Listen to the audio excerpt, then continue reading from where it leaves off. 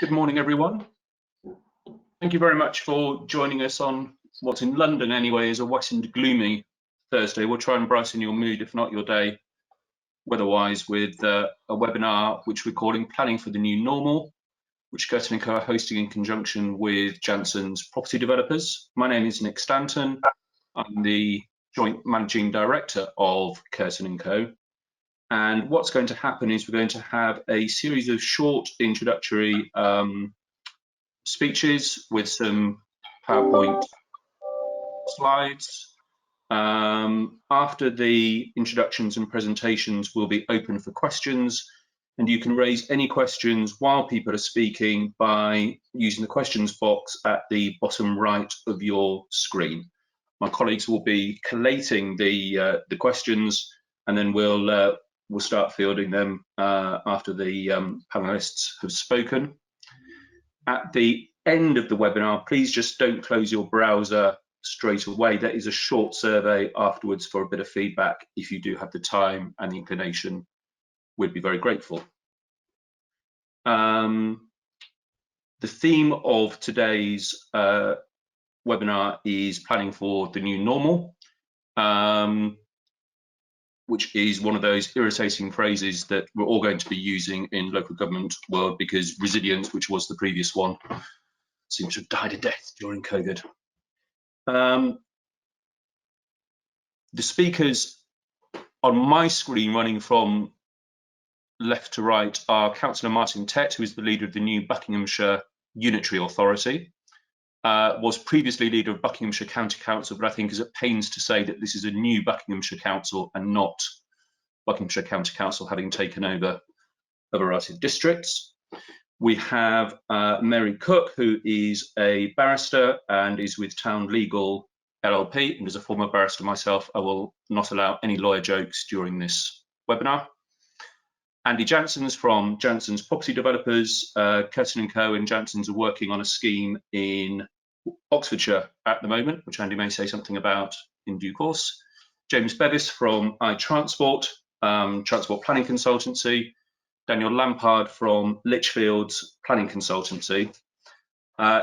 There will inevitably be a heavy planning and development emphasis to a lot of this, but I think Martin may have a corrective about quite how local authorities are seeing the world right at the moment in the grip of the COVID pandemic.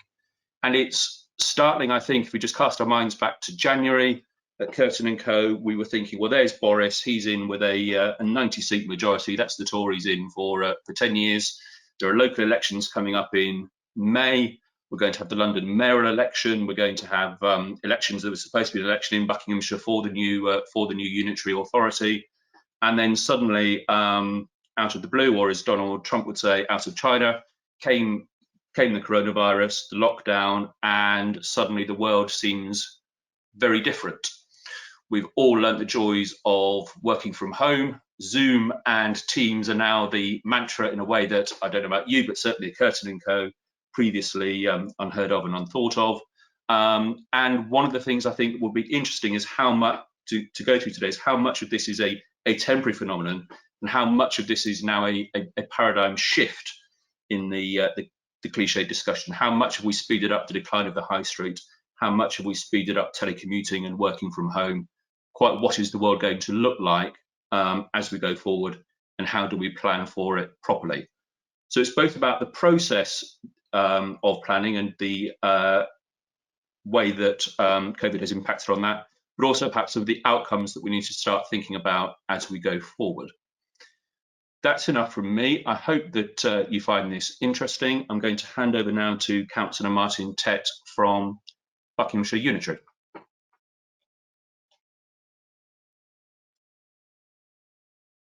I am now unmuted. Thanks very much, Nick, for that great introduction, and thanks very much for the invitation to speak to colleagues on this particular webinar. I've got quite a bit to get through, so I'm going to go through this much faster than I would normally do, but I'm happy to pick up any of the issues, obviously, in the Q&A afterwards. So just in terms of what I'm going to cover. I want to cover a little bit about the Unitary. I want to talk a little bit about Buckinghamshire, and then talk about how we're doing planning going forward, and then maybe raise some of the issues that you've just alluded to in your introduction, in just really in summary. So just in terms of summary, Buckinghamshire Council, it is an entirely new council created out of the 5 previous ones. It is not the county council rebranded. It is very different in the way that it's structured and organised. We launched on a most auspicious day of the 1st of April this year. We were going to have a lot of razzmatazz about that particular day, but it was actually 9 days after lockdown. So actually the entire agenda changed, obviously. And one of the great things we've been able to do is actually focus as a single council on helping our residents survive the issues around COVID and lockdown. So just moving on to talk about Buckinghamshire, the place as it now is. Again, many people will know this, but just a quick intro for people. We're a large county. We lie strategically between London and places like Oxfordshire and the Midlands. We've got a population that's growing very fast as well. We've got a population now about 550,000. We think that's going to grow also very rapidly in the next 20 years or so. And we stretch, we're slim and tall. And we stretch all the way from the Thames, so Dorney Lake, where you saw the 2012 Olympics, all the way up through Aylesbury to Buckingham and beyond is Buckinghamshire. We're strategically located because of that, so anyone coming out of London, whether it's on the M4 or the M40, will come through Buckinghamshire. Got a GVA of around 11 billion. That's a few years old now as a number, so before COVID it would have been slightly more than that. But we're predominantly an SME county, so we're dominated by some big businesses, but a very large number of small and medium-sized enterprises, many of them located in rural locations.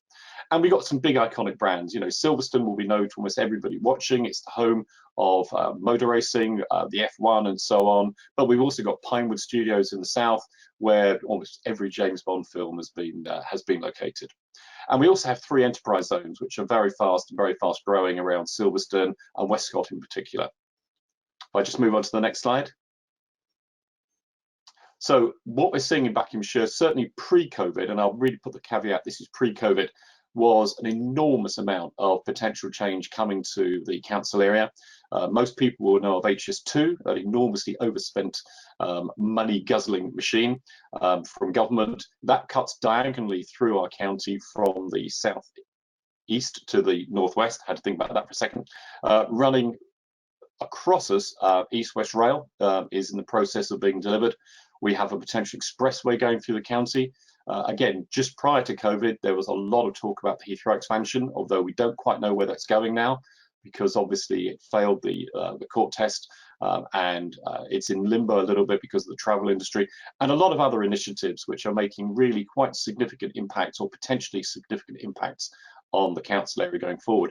What I would just mention specifically in this context is the government's ambition of the Oxford to Cambridge arc, as they call it, or corridor, which I believe will resurrect itself very strongly post-COVID as one of the government's main investment areas for rebooting the economy. We move on to the next slide. Moving on to the topic of planning and the way planning is going to be done within the new council, we have the opportunity to both think big and deliver local. So one of the mantras we have is actually now we can change away from what I saw as a mosaic of planning done by district councils at a very tight geography to one where we can think strategically, almost going back to the old county structure plan philosophy. So we inherit the local plans. We can talk about those, I know, separately, and I know Mary will probably touch upon those. But we're also going to be thinking very quickly now about a whole council plan going forward, recognising both the opportunities and constraints of the new geography. One thing I would just draw to everyone's attention is that about 1/3 of the new council area is either Greenbelt or AONB. We obviously recognise the duty to cooperate will still apply with councils around us. And one of the big, I think, issues we're going to have to be facing is whether we're going to see, as we grow, more urban extensions to existing towns, or whether we're going to be looking at potential new settlements in existing rural areas. Move to the next slide. The converse of thinking strategically is actually delivering locally. And something we committed to in the business case for going to a unitary council is that we wouldn't just become an amorphous council run from a tower block in Aylesbury. We wanted to be very much rooted in our communities, because we think that's the way in which you get local buy-in to planning decisions. So we have 5 area planning committees. That's more than were in the previous district structures. So we have local planning done by local people in local areas. where local people can feel they're represented. But for the big strategic sites, the ones that are really quite strategic and not tactical, we have a strategic planning committee which looks at all those big sites across the whole of the county. And that's where something, for example, of 1,000 houses would potentially go, rather than to the local area planning committees. Just moving on. So just really bringing this all together in terms of the new normal, the theme for this particular webinar. Some of the challenges we face, very much what you said, Nick, in your introduction. You know, how much house building and where? There's obviously going to be still enormous pressure for house building. Affordability is very low in the southeast. It's low in Buckinghamshire. We're going to need a lot more housing. We're going to need a lot more affordable housing, or let's put it another way, housing that's affordable for people. We've got a really quite interesting new development. Is what I call unemployment for the new poor.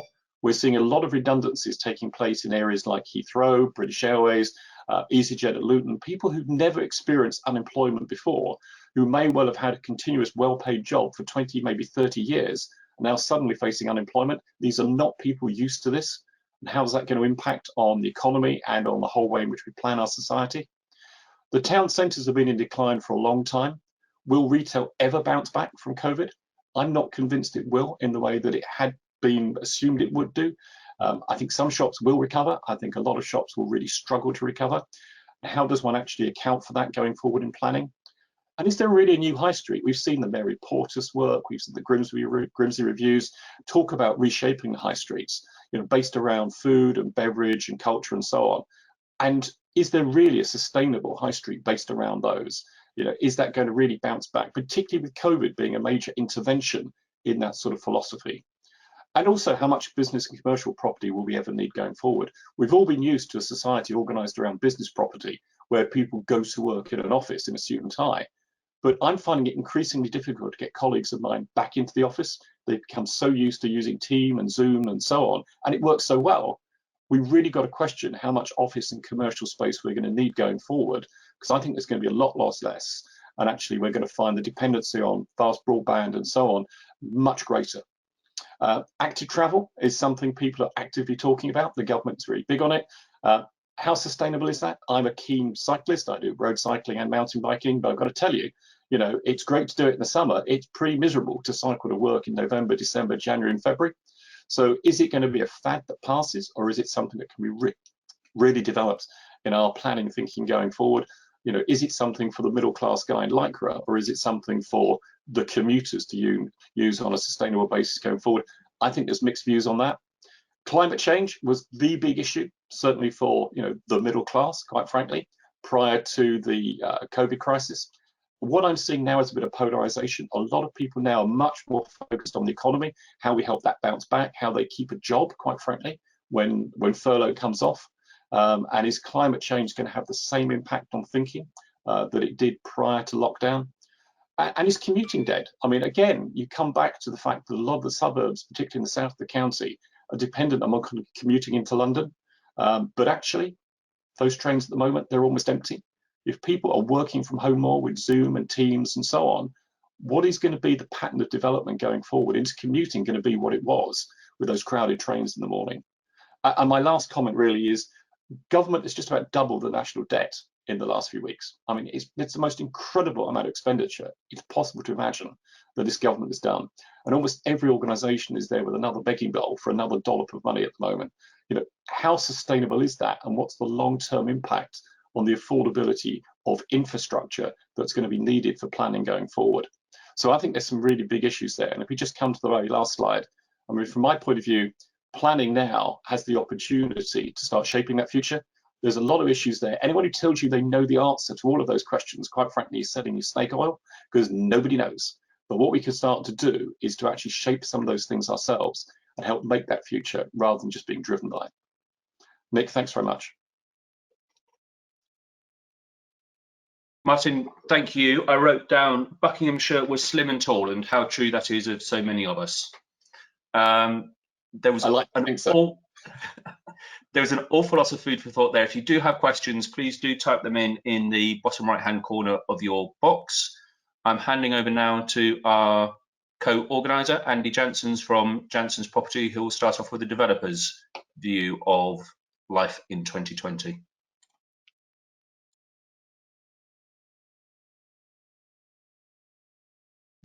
Thank you so much, Nick. A lot of you have been asking me the question, what is my view of what's going on out there? What is the new normal? Quite rightly, people are worried about the virus and the impact of it, and that's generating uncertainty in the market. At the moment, there's going to be a pause. I think organisations are regrouping, trying to understand values in the market, where the business is going, and trying to settle down to work out what the best route is. However, I'm feeling a lot more optimistic than 2008. I think if you're looking at experience of previous, I'm going to call it recession. I don't think we're quite there yet, but it's there in the background. Things are different this time round. Banks are well capitalized, interest rates are low, borrowing's cheap. So it's not a bank and financial driven, let's call it a crisis we may be heading into. At the end of the day, there's still a huge demand for housing in the UK. Latest figures, 300,000 units a year. And we, of course, do have a continuing aging population, which is leading to a big demand for later life development also. Next slide, please.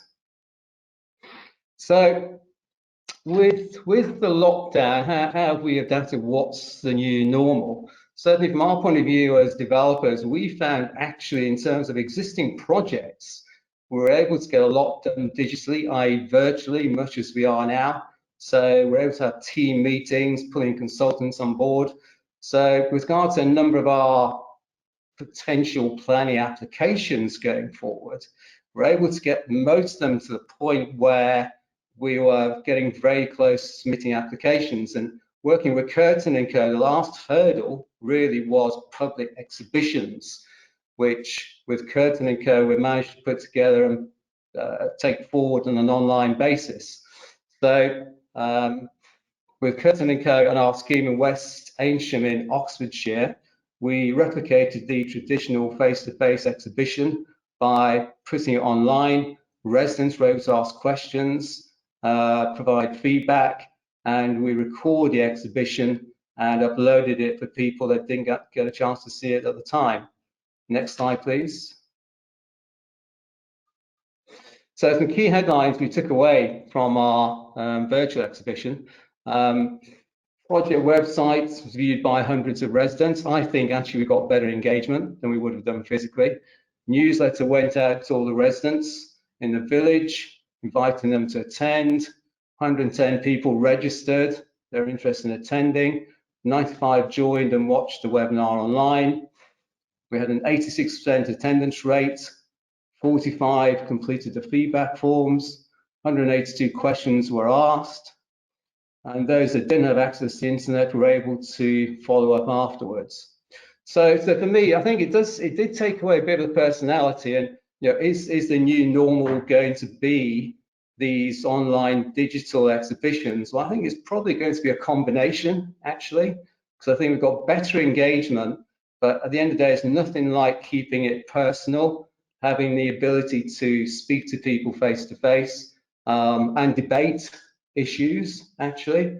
We did get a lot of email response from residents, which we've answered, and we've got a dialogue going on. But in my view, face-to-face actually always works a lot better. And the final point for me, I guess, on the new normal, and Mary made comments on this later, we have our first digital hearing next Friday, which will be very interesting from our point of view to see how it goes. We have a planning appeal in the Thames Valley, which actually PIN's dealt with very quickly in the end once all information was exchanged between the local authority and ourselves. So, watch this space for a further update. Thank you, Nick. Andy, thank you. And again, just a reminder, you can ask questions as we're going along. We'll start fielding them, and we can go through them at the end of the speakers. But do ask the questions as you think of them as we go along in the bottom right hand of your screen. And I'm handing over now to Daniel Lampard from Lichfields, who's either got the most boring bookcase in his sitting room or has actually ventured into an office. Daniel, where are you joining us from? This is like Eurovision. Come in from the Lichfields. Good morning. Good morning. I'm actually working above my garage, which I've tried various locations over the last few weeks. This is childproof. It's actually got a lock on the door, so hopefully we'll have an uninterrupted seminar. Thanks very much for the introduction. I think moving on, in a country coming to terms with a 20% fall in GDP in April, the development sector and the contribution that it can make to driving economic recovery is quite rightly coming to the fore. I know in the early days of lockdown, there were widespread fears that the planning conveyor belt would just seize up and fail to deliver any new permissions. The planning system relies on transparency, direct liaison and established methods of communication, and all of these were constrained as we went into the lockdown process. April saw a 20% fall in planning application submissions in the southeast, and so it became all the more important that applications that were in the system continued to progress. The government recognised this risk and sought to identify and remove these constraints, reflected in the then Chief Planner Steve Quartermain's very welcome call for pragmatism. The government's response through the Coronavirus Act, secondary legislation and other guidance has included permitted development rights for the NHS and local authorities, as well as enabling pubs to operate as takeaways, amendments to the validation, publicity and consultation processes, removing anomalies such as requiring newspaper advertisements at a time when some local newspapers weren't being published, and requiring documents to be deposited in libraries which were closed due to lockdown. We've also seen the widespread introduction of virtual planning committees, including across Buckinghamshire, and that has enabled important decisions to continue to be made. And we've also seen pragmatic enforcement. One example of this is there was a real lack of sympathy for complaints about early morning food store deliveries at a time when the shelves were being stripped bare by panic buying. So really pragmatic response there by the council. The local authorities have taken on themselves to drive some innovations, and certainly technology has advanced a long way since I began in the mid-1990s. We've all got used to submitting quite substantial applications electronically, making payments electronically, and that's really speeded things up. So that's really increased further in use and really speeded things up. Virtual pre-application meetings are now commonplace. Site visits can occur via Street View, and some councils have introduced enhanced delegation powers. Next slide, please. I think we'll be well advised to find a politer version of Bill Clinton's old adage, but there's no doubt that economic considerations will move centre stage in the determination of many planning applications. The government's known to be actively exploring extending the life of planning permissions to save those which risk lapsing through understandable concerns by developers to press go on very costly planning and construction processes. Greater still flexibility is possible, building on the somewhat timid concessions to date, and viability will undoubtedly return to the fore, despite the government's recent attempts to lock it in at the local plan stage and not revisit it during the course of planning application. We're also seeing pragmatism by some local authorities, including one local authority which is giving a declaration up front as to whether they will consider it expedient to take enforcement action against external structures. External structures coming to the fore in terms of outdoor eating for pubs and cafes if they're to be able to open with current social distancing guidelines. Others are talking of offering 5-year planning permissions, free pre-app meetings, and one's even talking of offering a refund on your planning application fee if the development begins within 12 months to just look to drive the development process forwards. Next slide, please. Thanks. We're currently facing planning by paywall. There's a range of ideas proliferating. A number of kites are being flown in Sunday papers and elsewhere. A lot of these are badged as blue sky thinking, but when you scratch away at them, a lot of them are actually going back to the future. Some of the 1980s measures that were in place. Probably a topic for a seminar in itself. I think what I would say is that often the solutions to these issues appear very simple much simpler as headlines than when you actually break it down into reality. But clearly some potentially significant changes on the way there. Thanks very much, Nick.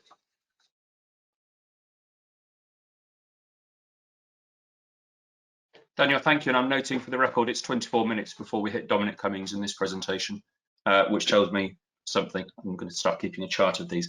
Okay, next up is Mary Cook from Town Legal LLP, who'll give us a view about law and where we're up to, I think, particularly some of the local plan issues and planning inspection issues. Over to Mary. Thank you very much. Good morning, everybody. First slide, please. I'm going to be talking about local plans. So this slide just sets the context, the statutory context, reminding you of the 2004 Act and the 2012 Development Plan Regulations, which govern the local plan process. Next slide, please. And in particular, I remind you of the purpose of the examination, which is currently underway, of course, in both South Oxfordshire, but more to the point, South Bucks and Chiltern. And so the inspector has to consider whether the legal requirements of the Act and the regulations are being complied with, whether the plan is sound. And of particular interest to us is Section 33 of the 2004 Act, which is whether the council has complied with the duty to cooperate. Next slide, please. And the test of soundness is not found in either the Act or the regulations. The test of soundness is, of course, found in the National Planning Policy Framework, and I set it out there. I'm not going to go through that now because of time constraints. So let's move on to the next slide. Now, here is a timeline of the examination process, and you will see that with regard to South Bucks and Chiltern, they are at stage 9, the examination of the local plan.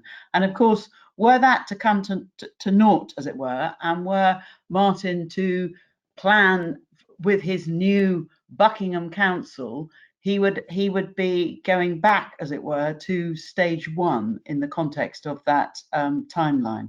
Next slide, please. I've just set out here 3 very good sources of guidance on the plan making system.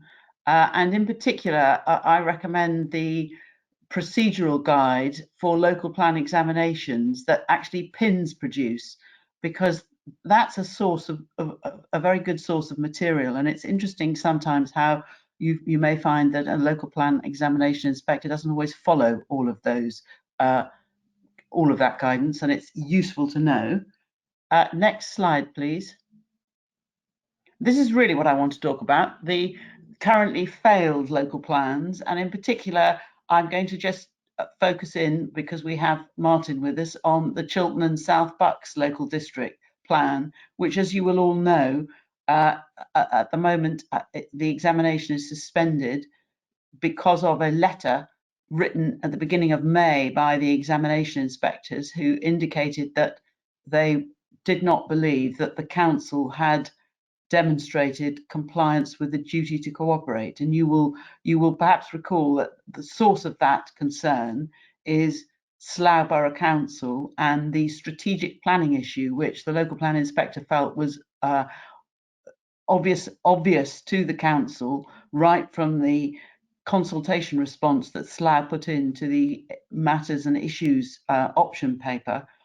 And in the case of the local plan, there was no evidence of further communication with Slough Borough Council until after the plan had been submitted, when 3 weeks later, the council sent a draft statement of common ground to Slough. But by the time of the examination hearings, that statement of common ground hadn't progressed at all. So that's the source of the examination inspector's concerns. Now, the council wrote a robust response to that, suggesting that the inspector had applied the wrong test, and that if he applied the right test, he would have come to a different conclusion, but also sought the opportunity for the examination to be reopened at a hearing so that they could, quote, provide their full response in that hearing. The examination inspector said, yes, we're happy to reopen, but no, we can't hold face-to-face hearings because of COVID-19. Would you like us to consider a digital hearing? And actually, the council has not to date responded to that invitation to hold a digital hearing. And the reason, I suspect, is because they are watching with interest about what's going on in Sevenoaks. Sevenoaks was a council which also received a similar letter from their local plan examination inspector at the end of last year. They wrote a vigorous defence. The examination inspector wasn't moved. They got the 3 local Tory MPs to petition the Secretary of State to get involved. Secretary of State wasn't going to get involved. The local plan examination inspector there ended up writing the final report, and that is now the subject of a High Court challenge. So I suspect that that Chiltern and South Bucks, although of course Bucks Council, are effectively now looking to see what's going on in Sevenoaks and what the outcome of that challenge is. I think the other point is that on the 14th of July, the local plan digital hearings in South Oxfordshire commence, and I think there are bound to be lessons for us all to learn about how the digital hearings in South Oxfordshire progress. And you'll recall that that is a local plan that the government is particularly interested in, and there are monthly meetings. I commend to you the South Oxfordshire website, where you can actually see the monthly minutes of the meetings that are taking place between the council and civil servants from MHCLG, because that's in itself a very interesting insight into the relationship between central government and plan making, I think. So the position is that the examination is suspended, and I suspect there is going to be now a delay. And having heard Martin, I'm tempted to suggest that actually the most sensible thing would be for the new council to progress with these new opportunities, whether they be new garden communities or expansions. But isn't it better to get on with that rather than perhaps spending too much time on this very small South Bucks Chiltern plan? Thank you. Thank you, Mary. We'll dot that for the question slot, and saving the best to last, before we open up for questions, we have James Bevis from iTransport. Broadband permitting, because sons might be playing Fortnite, so if he does drop out, it's not his fault. James, over to you. Yeah, I'm not sure about best for last, but thank you, Nick, for that. So what does what is transport planning going to be doing in the new normal? What are we going to be looking at? Now, I'm an engineer by background and spend rather too much time being cross-examined by people like Mary. And therefore, I'm a man who loves a fact and a graph and a figure. And I like to base, and we do base, and this is what we do as a profession, we base what we do based on empirical data. And so the government helpfully are publishing daily statistics for the of transport usage, and so we can see what the effect of the coronavirus has been so far. So what do we know? Well, the graphs in front of you show from the middle of March, when we sort of went into this crisis, through lockdown to the early part of this month, the effect on travel demand. So we have seen a dramatic reduction in the number of cars on Britain's roads. In early April, we were at levels not seen since 1955, and even now we're probably only at around 60% of those previous levels. There has been a significant reduction in rail uses, in public transport usage, but in terms of active modes, we have seen more walking and more cycling. So in the short term, we've got a good handle on where things have gone and where they are going. And you can see that in terms of the approach of many authorities who are planning for a short-term increase in active travel modes to reflect the reduction in public transport. We know that second-hand car prices are holding steady, so the car is not going away. And we know that the rail industry is predicting an increase in rail usage, and by end of the summer, beginning of September, we may be back to around half of where we were before. Can we have the next slide up, please? So what is the new normal going to be in transport terms? Well, if you talk to some people and some authorities, there is the thought that the reduction in public transport usage is going to just result in much more car uses, and we're going to be going back to car chaos. Now, that is very unlikely, because combined bus and train travel make up 7% of the mode share. And so therefore, even if we see a reduction in that 7%, it is not going to have a significant impact on the amount of cars that we see on the UK's roads. what we are seeing with the COVID-19 crisis is what we see with a number of crises, which is accelerated change. So we've already touched on working from home. We've all tried it. Some of us as business owners have almost been forced into trying it. We didn't, transport, do a lot of working from home before. Now everyone is enabled. And for most people, and not everybody, and maybe we'll touch on this later, for most people it does work successfully. And so I think it's unlikely that we will all be going back to city centre offices in the way that we used them before at all. And the boss of Barclays, for example, has announced that he doesn't see the need for big city offices in the future.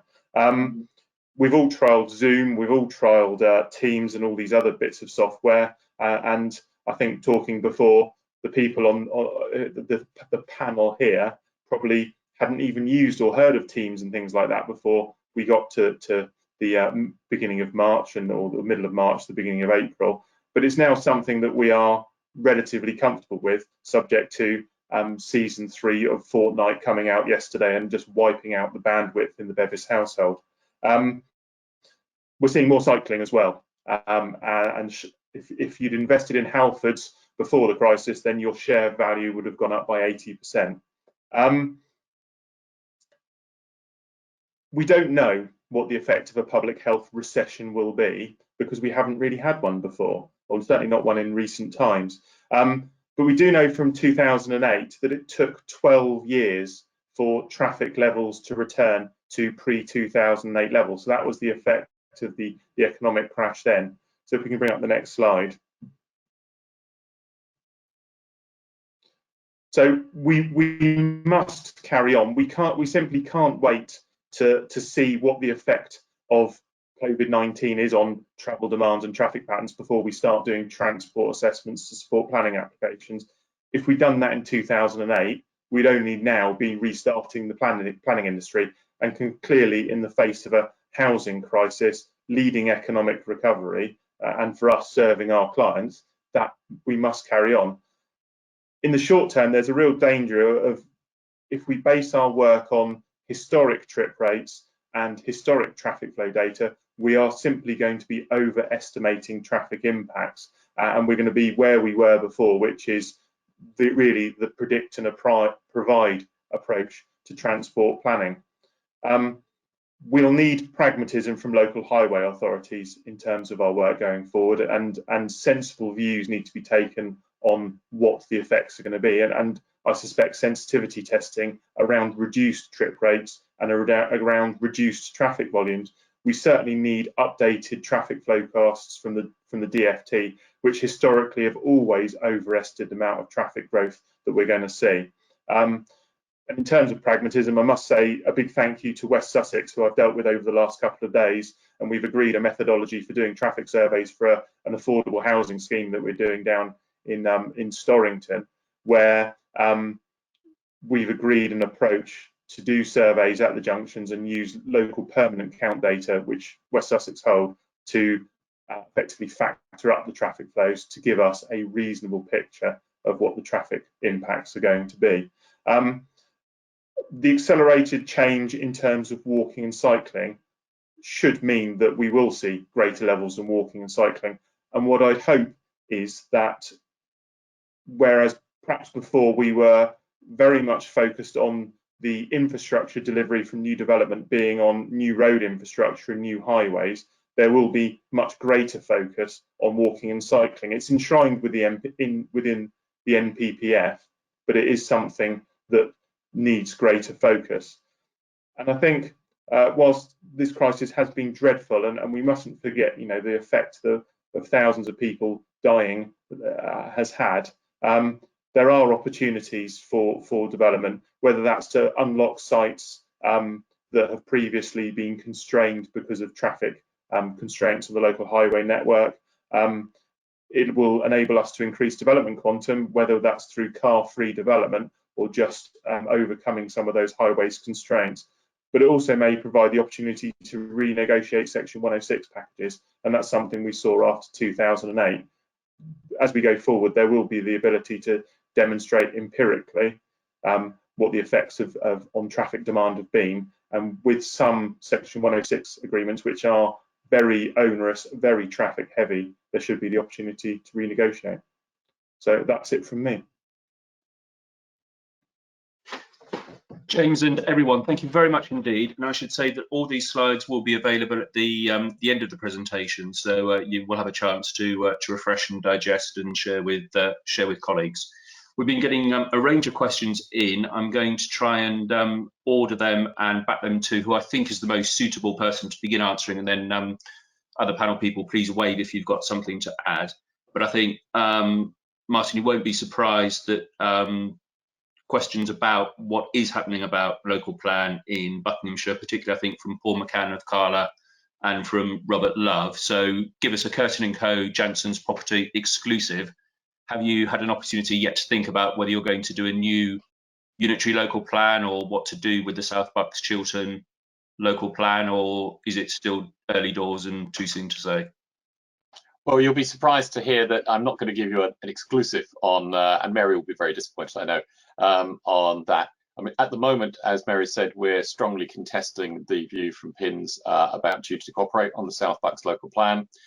So at the moment, the intention is still to appear in public to contest that. However, we are still also looking at, we're looking as a new council, quite frankly, at the beginning of the work on a new whole council plan, because we're going to have one of those. So probably within 5 years, we need to have a new Buckinghamshire council plan. There's an enormous amount of work that needs to be done on that in terms of building up the evidence base, starting duty to cooperate work with neighbouring councils and so on in a very robust fashion, and also looking, quite frankly, at the sort of scale of ambition, because there are issues to do with the objective of the assessed housing need that we have. To what extent will many of the factors change because of COVID? And James has just been saying potentially traffic volumes will change. I'm sure every developer would like to renegotiate their Section 106 agreements downwards. Maybe we want to look at the same quantum of money, maybe just deployed differently. But that's something we can look at. But I think at the moment, as I tried to say in my last slide, I think the whole world's actually in a bit of a flux. Nobody quite knows how things are going to land post-COVID. And I think we probably need to give it a period of time to actually see what the new normal really begins to look like. And we can work on some of those traits and actually help develop the best of them going forward. But yeah, to answer the question very simply, we will be looking at a new plan, probably heading out towards 2050. But the scale of ambition, the scale of housing demand and so on within that, I think we still need to get clear in our minds. Mm-hmm. Sorry, Mary, did you want to come in on that? Yes, so I think hovering over Martin's that's shoulder. very interesting to hear, Martin. But so I think what's going to happen is that there's going to be a bit of a delay in drawing out this whole duty to cooperate issue, and we could find ourselves at the end of the year with no Chiltern and South Bucks local plan. And I think that's extraordinarily difficult for those people who were allocated in that plan, particularly those people who might have been anticipating their sites coming out of the Greenbelt, because where does that leave them? Well, it leaves them in the Greenbelt and therefore really unable to proceed unless they really think they're going to be able to get away with very special circumstances. And I rather doubt the Secretary of State is going to think that local plan delays of the sort that are going on here amounts to that. Those people who were in the plan who are not in the Greenbelt perhaps have an opportunity to ask themselves, do we make the application now? Because if we sit there and wait for a plan, we may be waiting another 5 years, and we may not be waiting for the Chiltern and South Bucks plan, but in fact we might be waiting for Buckingham 2050. So I think everybody needs to rethink their strategy, taking into account inevitable delay. Thank you. Martin, I'm going to let you off a Buckinghamshire hook, and I'm going to allow you to give a view from local government more generally, so you can be less guarded. And this might be for you and for Daniel, and then I've got questions lined up for Andy and James. But given the pressure around housing numbers, which we know anyway, and as exemplified by some of the stuff around COVID, what do you think is going to be the appetite going forward for greenbelt releases, and how far do you think councils are going to be looking at substantial new garden settlements as opposed to the smaller urban extension type of planning application? Sorry, no, do you want to answer? Yeah, Nick, I'll give you my personal view, and this is not a council view, it's a personal view. Personally, I think the Greenbelt was created to stop the sprawl of the big cities. I think that rationale remains as true today as it was when it was created. So personally, I'm not in favour of substantial Greenbelt releases. I completely understand that there are occasions when you want to round off a piece of Greenbelt.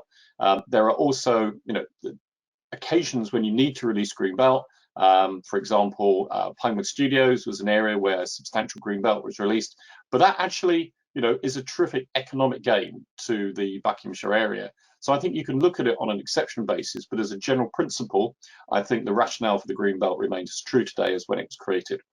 In terms of the options going forward, I'm more in favour of the Garden City concept. I think that the adoption yesterday by our council cabinet of the Aylesbury Garden Town Plan, it demonstrates that. I think it gives the opportunity to draw in substantial investment potentially from central government. The government has given us £170 million towards the development of the Garden Town. I think we can actually develop places which are green, quite frankly. They are well designed. I think design is really important if you're going to get public acceptance of new development. What we don't want to see is a return to the sort of 1970s vast, masses of little boxes that we used to get then. We want to build communities that people are proud to live in and want to live in, candidly. So I'm personally quite favourable towards the garden settlement. And just the last point, which is about urban extensions versus new settlements, there are pros and cons of both. Wearing my council hat, and Nick, you were a council leader as well, but in a rural context, urban extensions are much cheaper and easier to service from a council point of view, schools and homeschool transport, all sorts of issues, than new settlements. But on the other hand, new settlements quite often offer the opportunity for substantial investment in new infrastructure and actually building better places from scratch. So I think there are pros and cons of both. Thank you, Daniel. Thanks. Just in terms of the Greenbelt, I think Greenbelt releases are inevitable. I think they're necessary. I think they're right. And I think leaving the duty to cooperate to one side, South Bucks and Chiltern have been through the same exercise as many of the authorities across the Thames Valley and worked through matters sequentially. So they've identified housing need. They've then looked at what the other options are. And often there are, frankly, no other realistic options. And Greenbelt release is necessary, justified, and it does come forward. And a number of local plans are in the system or coming through the other side with entirely appropriate Greenbelt releases. So I think they will be continuing. In terms of garden cities, I think I'm personally a fan of garden cities, but what they don't offer is speedy solutions.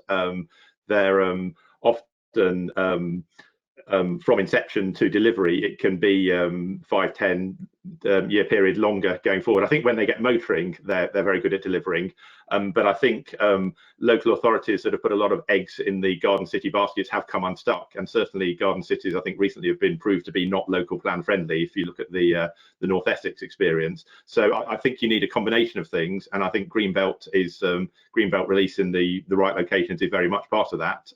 Garden cities, but in recognition that it's not a quick fix. They will take a long time to come forward, and they need a very structured approach. Thank you. Andy, I'm going to start with you for the next batch. So one of your themes was about the ageing population, and I'm interested in how you see demand for this given what's been happening in care homes. How far can we separate out care homes from retirement living, and what does that whole ageing population sector begin to look like? And second question is about affordable housing, and what does anyone mean by affordable housing in somewhere like Buckinghamshire, where for someone like me it's all unaffordable anyway, because it's all extremely 6-figure, 7-figure sums, isn't it? Very true. And I think Yeah, there is a temporary blip in the housing market at the moment, which is potentially challenging to the later life sector because those of a later life, let's call it that headline, do need to sell properties to move into care homes, to move into care villages, to move into sheltered housing. But I do see it as a temporary blip. It doesn't take away an aging population from a dynamic. And okay, care homes have been neglected during a crisis, and I think the government acknowledges that. And there's some issues there that need to be tidied up. And I think, when they are tidied up and we come through this, we'll have a normal housing market back because of the large demand for care villages, for care homes, and all the different derivations of those sectors. So I don't see that going away. And I have the same view of the housing market as well. I think it's a temporary blip whilst people get a grip on their own finances, their own futures for that matter as well. They're still going to need to live in housing. We still require social housing as well. But changing the subject slightly, I do feel that we have an opportunity at the moment to stimulate development and perhaps have a review of where we are from a planning perspective. I'm quite a proponent of Daniel's sort of headline in his earlier discussion, back to the future. I think zonal planning is something that we should be looking at very seriously now. Things like simplified planning zones, which we have in Slough, for instance, with the Slough trading estate. From a business point of view, Buckinghamshire, we've got, as Martin says, 3 enterprise zones. Fantastic. That's the sort of stuff we need, actually, to encourage investment. Permitted development rights. I know it's debatable about the quality of housing that's coming through, but at the end of the day, it is more housing. Maybe we needed some more legislation about the quality of permitted development rights. But also think about PD in town centres and city centres. There's going to be a lot of hotels coming on the market. That could be residential, it could be offices, could be all sorts of uses. And maybe tax stimuli. Showing my age when I'm talking about industrial building allowances, but encouraging investors to come in with tax breaks in area similar to enterprise zones, but maybe apply that to other sectors, maybe like care and maybe like later living.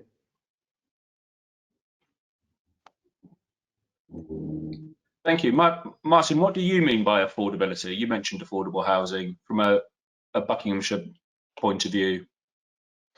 Yeah, can I just comment another quick couple of points? I mean, I think completely the issue of the aging population is absolutely relevant. People will carry on aging, that's just a fact of life.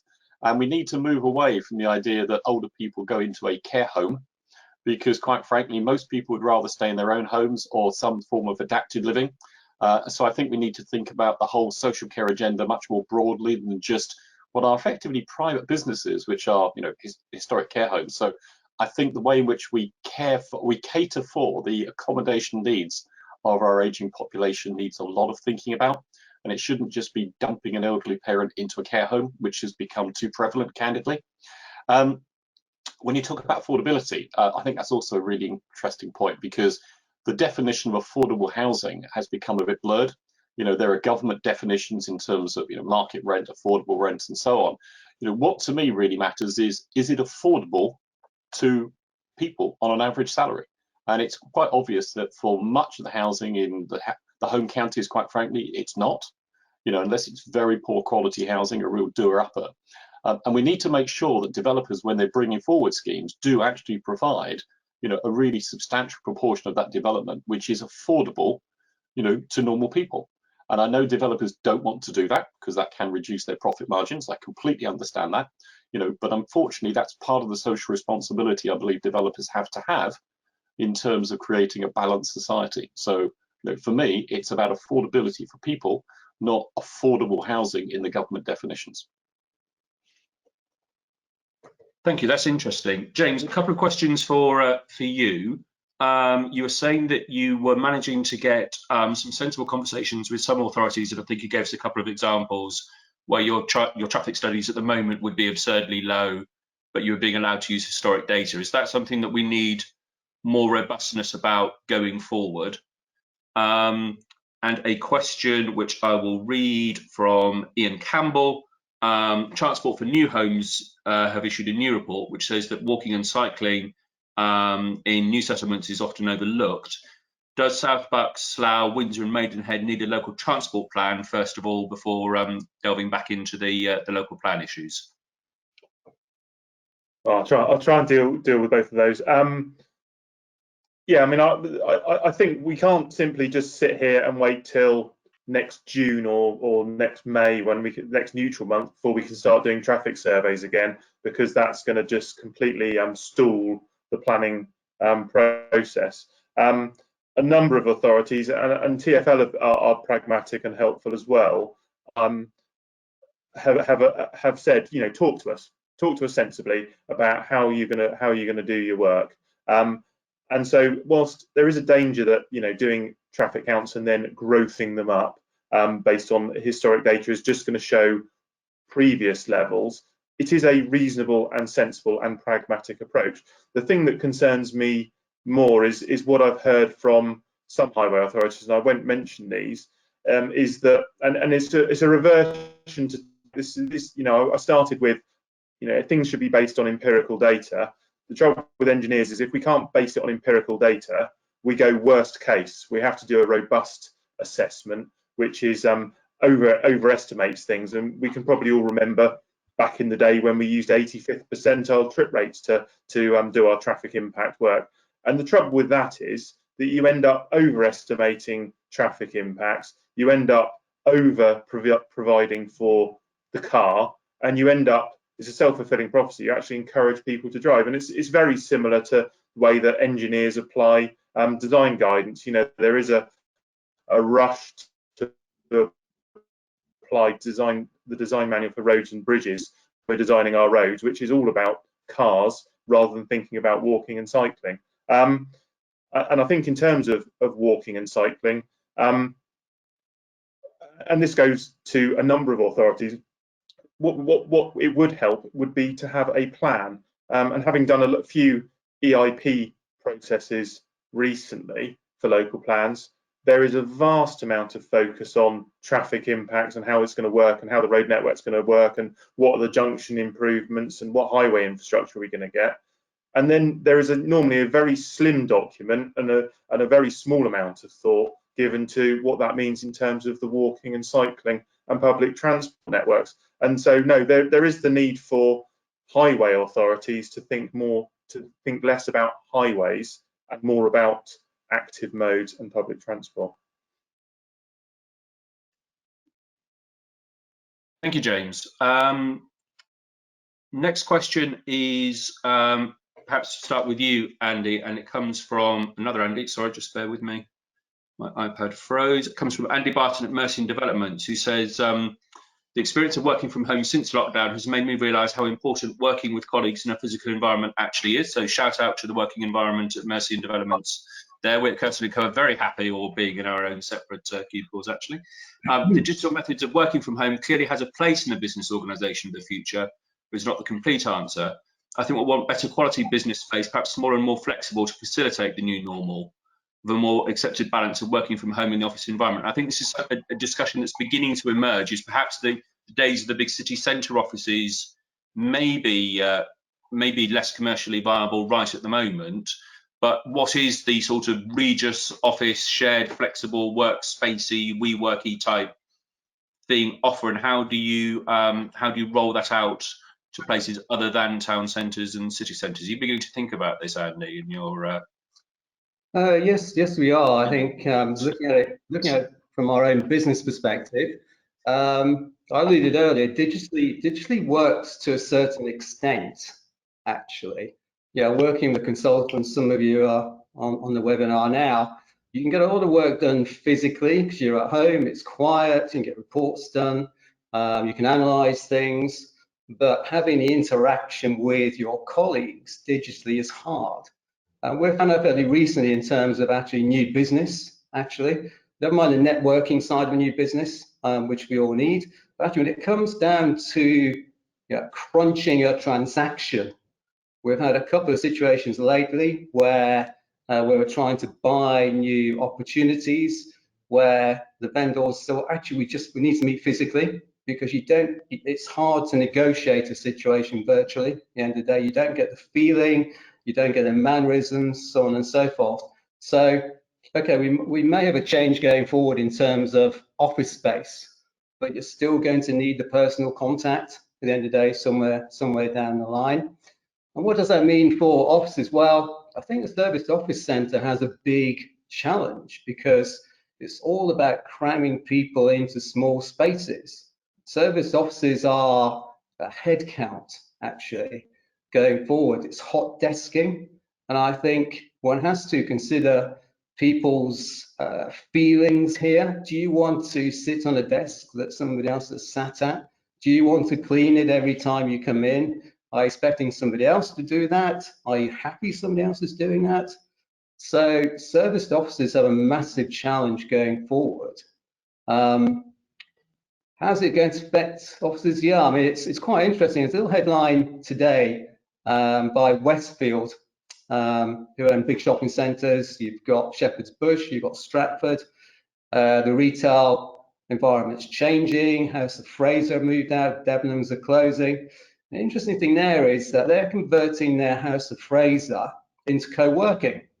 Now, I thought that's a fantastic initiative, actually. So you've got a shopping centre which is struggling for footfall, but if you can bring in a co-working business into a shopping centre, you're generating footfall and actually generating potential shoppers at the same time for the actual shopping centre owner. So it's actually thinking laterally about mixed use, which comes back to flexibility again from a planning perspective. I'm not quite answering the question here, but it's a case of thinking laterally going forward. What does it mean for offices? James mentioned Barclays. They're saying actually a lot of people can work from home. I know some of the accountants are saying the same again, but it's only certain types of businesses that can do that. It's more task orientated. Those of us that thrive on networking and meeting people will still need to do that. Yeah, if I can just add to that as well, just quickly. One of the things that we found that, the thing with the decision makers in businesses, they're normally and usually we have a nice environment to work in at home. We sit in probably a nice house or whatever. I'm sitting in my dining room. We don't have an office, but it's quite nice. I've got a view out over a tree. It's lovely. But that doesn't apply to everyone within the business, and particularly for our younger people, if they're living at home or in a shared house or whatever, they haven't got quite the same environment, and the social interaction with work is very important for them. And so I think as we go forward, I think flexible working, yes, but working from home every day, no. I think there is the need still to touch base and be in an office.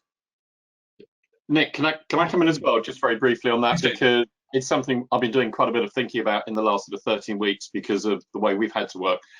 I completely agree with James. I mean, it suits some people who have, dare I say, nice houses, and you can see the backgrounds on most of these core here. We've got places where we can do this. Not everybody has, particularly if you're in maybe your early 20s, you're still living with your parents because of, trying to get affordability, or you're living in a shared flat or whatever. It doesn't work in the same way. And I'm also aware that, I've been in this week talking with colleagues that I've been seeing on Zoom calls and Teams calls. But when you have a cup of coffee with them, it's a different relationship. You share confidences in a different way than you do on a call. So I don't think you're going to actually negate the need for some sort of meeting environment and meeting place. Just weighing on the opposite side of that, though, when you think of the vast amount of commercial and office space that exists in this country, and I'd also add in shopping centres to a certain extent as well, I don't believe we're going to need going forward the same amount of space. I believe there's the opportunity to look at repurposing a lot of that. And it addresses some of the issue about housing as well, rather than releasing, for example, Daniel's, Greenbelt land. I'd rather see us looking at repurposing some of the surplus office and commercial space that's going to be inevitably thrown up as a result of COVID, and actually looking at good conversions into good quality accommodation for some of that property. Thank you. I'm conscious of time. I'm going to try and wrap this up in the next 10 minutes. One question I had is, pre-COVID, we must have been the only country in the world which publicised planning applications by sending someone out to take notices to lampposts.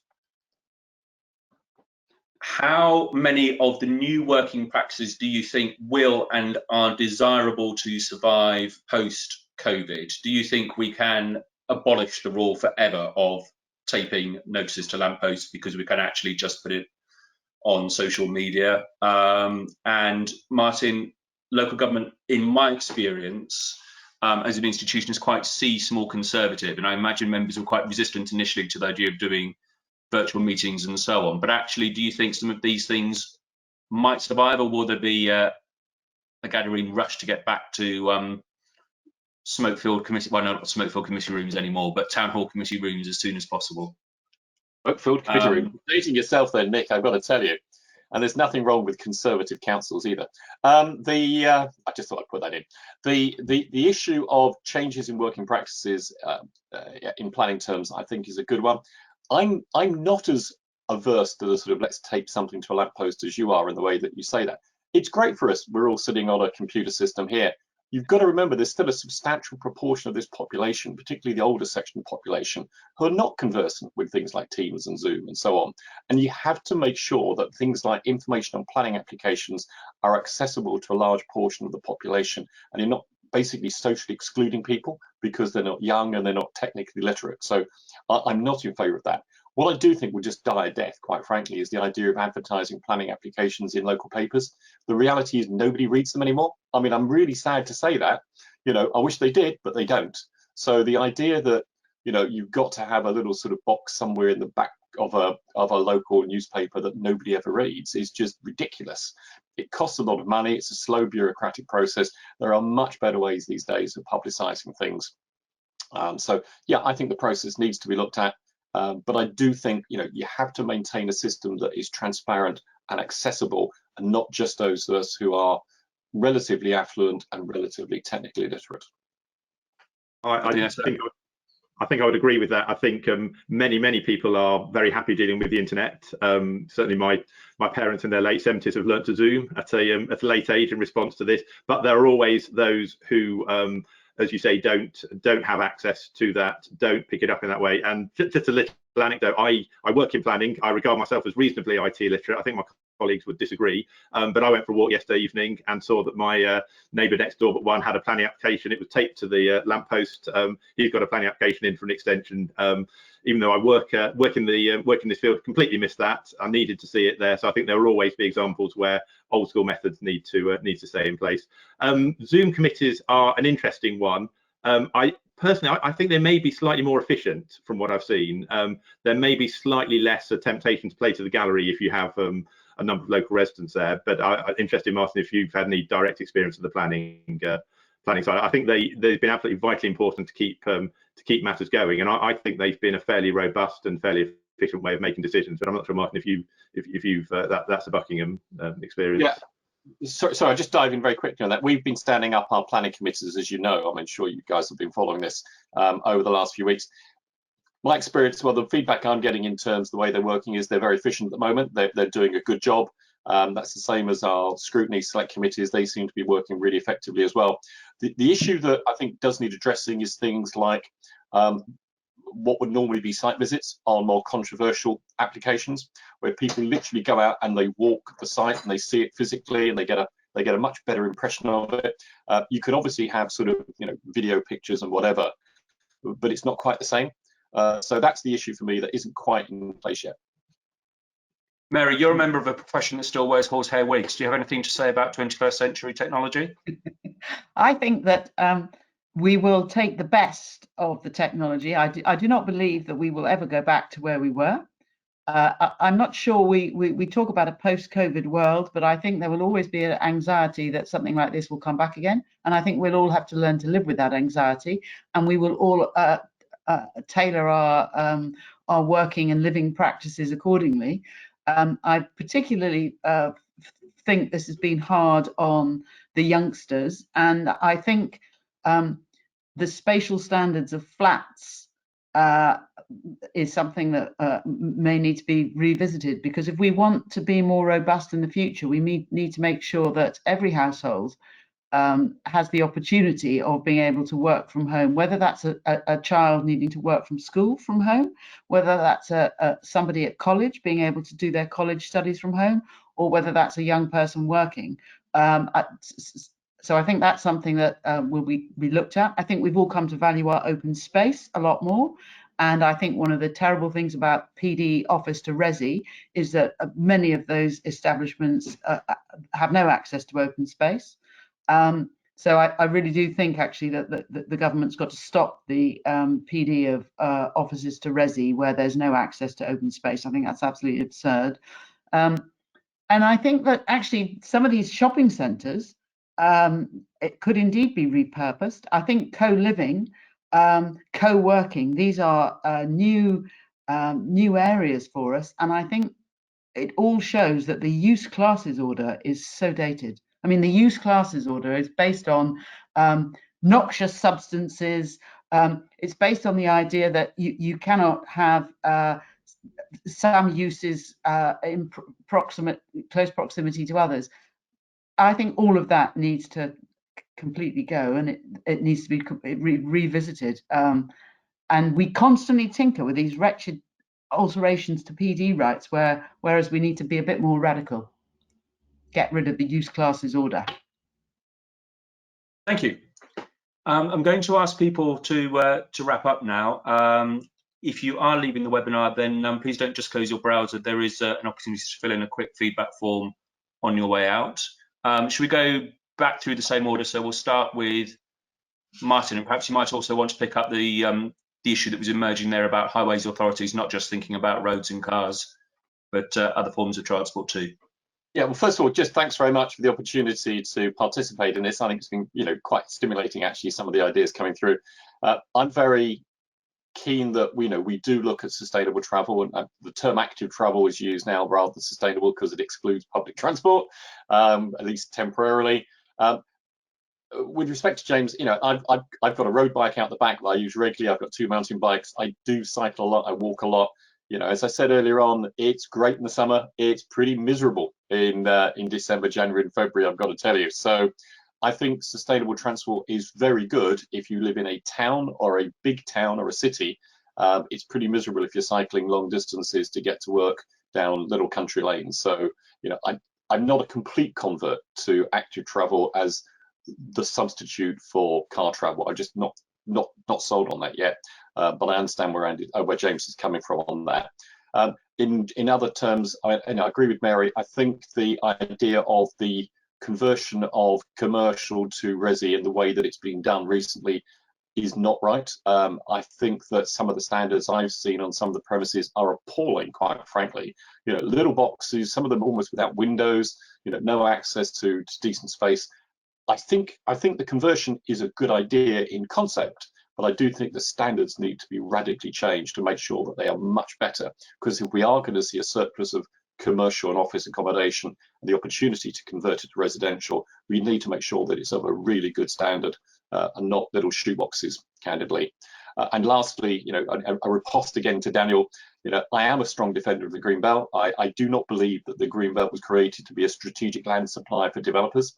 I believe it's there for a purpose, and that needs to be defended by and large. And I'm sorry to say that because I'm sure it won't be popular with many of the people watching this call. But I do think that purpose remains, and that we need to be planning good, sustainable new settlements or big urban or urban extensions going forward that are great places for people to live and that they're proud to live in. Thank you. And that sounds like an excellent segue into Andy Jansons. Grab it quickly, Andy. Thank you, Nick. Thank you, Martin. I'll be quick. So, going back to the title of our webinar, Planning for the New Normal, I think I've got 3 words really, which is stimulus, flexibility, and space. So I think we do need a stimulus. We've talked about zonal planning. I'm picking up on Mary's view about the use classes order.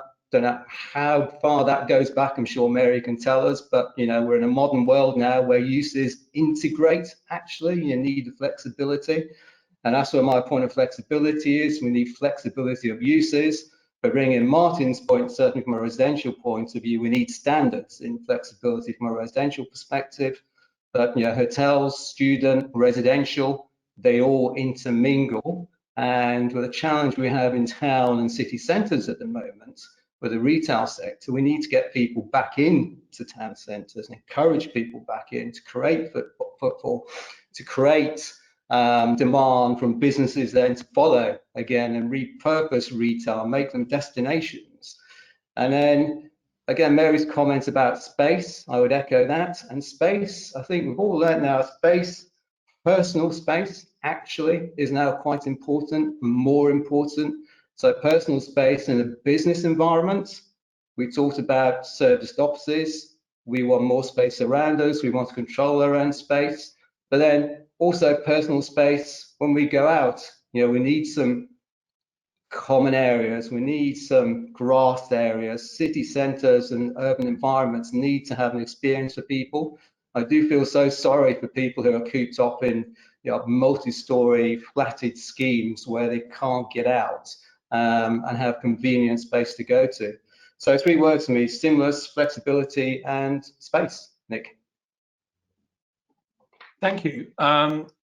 This point about the sort of homes that people are living in, and those of us who are blessed with houses and gardens are having it easier than people with flats. Certainly as a former leader of a council in central London, Daniel, where we were always being told, you know, go high, go dense, the amenity space is a balcony and a shared courtyard, but it's all right, there's a park down the road.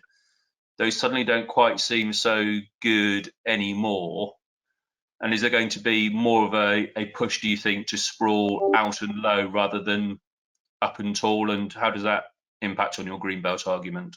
I think there's potentially be a lot of changes, but as we discussed with the employment requirements, it's very difficult to predict long-term future trends on what has been 3 months and also what's been 3 months of largely sunny weather. So I certainly think you know, planning is always evolving. Planning is always attaching different weights to different elements at different times. So I certainly think that these will be in the mix. You can't get away from the fact that leaving aside the, as Andy touched on, the sort of current market uncertainty, there is a substantial need for housing going forward in every context, and there will still be a push for density.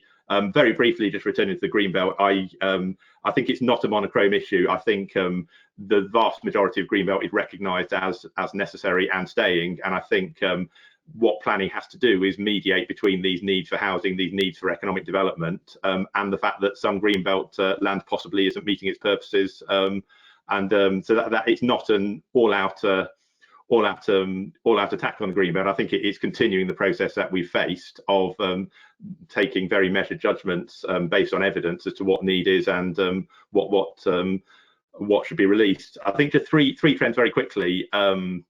In terms of practical day-to-day planning, the first one is pragmatism, and it's a word that James used a lot, and it's great to hear from Martin to set up a council 9 days into lockdown and get planning committees operating already is no mean feat, and I've experienced a number of examples over the last 3 months where councils really have bent over backwards to keep things moving. I think that's very welcome, and I think that will need to continue.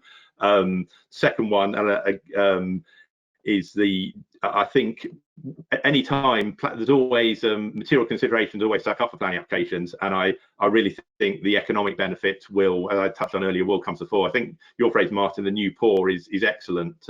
It's very unfortunate situation, but I think it's an excellent term, because a lot of planning applications recently in the Thames Valley have been determined at a time of almost full employment. And I think the need for economic growth for job creation will come to the fore. And I think the third one is we all need to be aware, because planning could change. Planning does change. It's changed a lot in the last 25 years. And when you look at some of the Sunday newspaper headlines, we could be looking at on a very different planning system going forward. And the government's got a lot on its plate with coronavirus, with Brexit, but it still seems to have an appetite to dip its finger into planning. So it'll be interesting to see what happens there. But there could be changes ahead, and that could necessitate change of approach from all of us. Thank you. Thank you, Mary. Congratulations on the most effective tout for business so far in this webinar. I think we could probably crowdfund the abolition of use classes campaign that you're about to start. I'd like to address my closing remarks to Martin and really the new council. And I'd like to say to the new council, be open-minded about a Greenbelt review. You indicated before that the release of the Greenbelt for economic reasons at Pinewood was a win-win.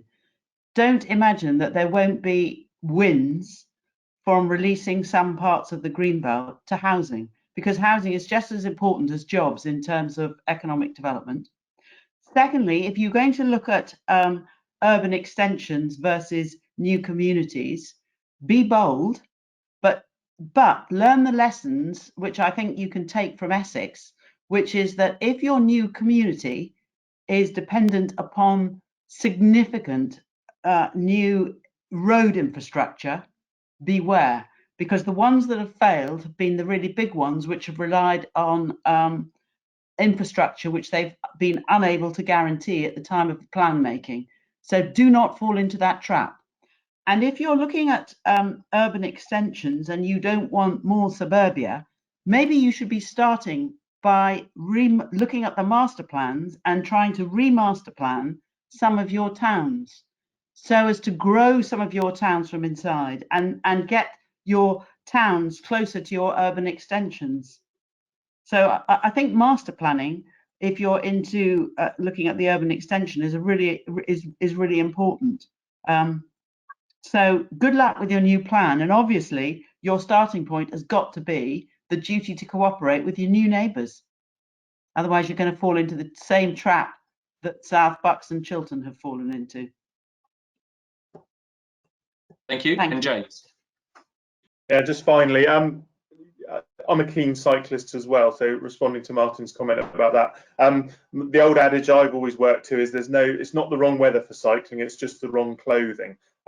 But I do agree the car will always have a role, and I think probably the traffic modelers on this call will be glad to hear that. And I just think I just end with a plea for pragmatism. I know we've got a few highways officers watching this. A plea for pragmatism, because if we go down the Kevin Costner Field of Dreams approach to transport planning, and which is effectively build it and they will come. If we build lots of new roads, it will result in lots more cars.